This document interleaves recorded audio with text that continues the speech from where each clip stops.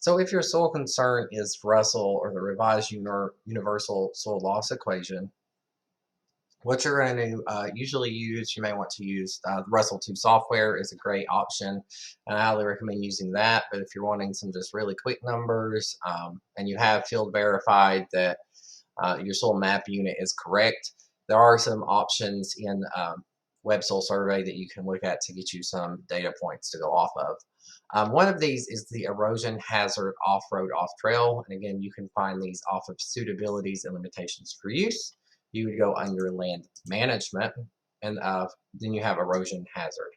So what I do want to point out is your erosion hazard off-road and off-trail is usually usable, but currently it is not working, and it does have down here that it's not going to be able to be fixed until October of 2023.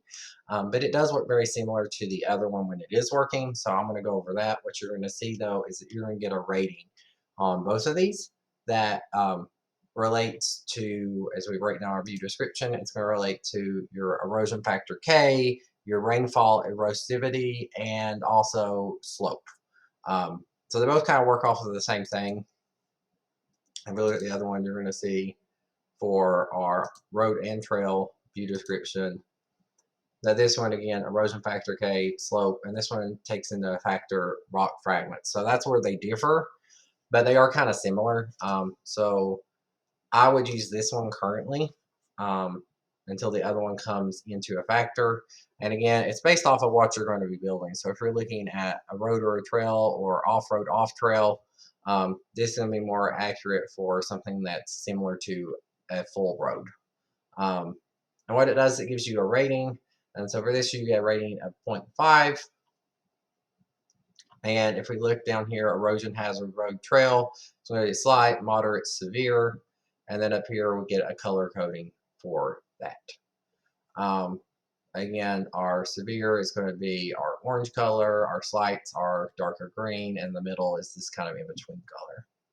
And it does give you a reasoning. So slope erodibility is usually the reason for these that are getting marked as severe or slight, where slight doesn't have anything. But your moderate and severe is going to be fully based off of the slope and erodibility. So in this case, the Hayesville loam has a higher numeric value, which is going to cause it to be more severe risk of erosion than our Elanco, which is 2 to 7% slope. Again, so less slope, less erosion. And then we have soils that are different as well, that are going to lead to less erodibility, so you get a 0.5. Whereas these flatter soils don't have that same concern. The other thing you can look at for erosion is under soil properties and qualities. So if we go under soil properties and qualities in our tab, you can look at our soil erosion factors individually. So we have our K factor for rock-free soil. So this would be if the soil had all the rocks removed. What is that going to be like? Again, you can look at your rating for this, and it's going to give you a rating of 0.28, 0.15.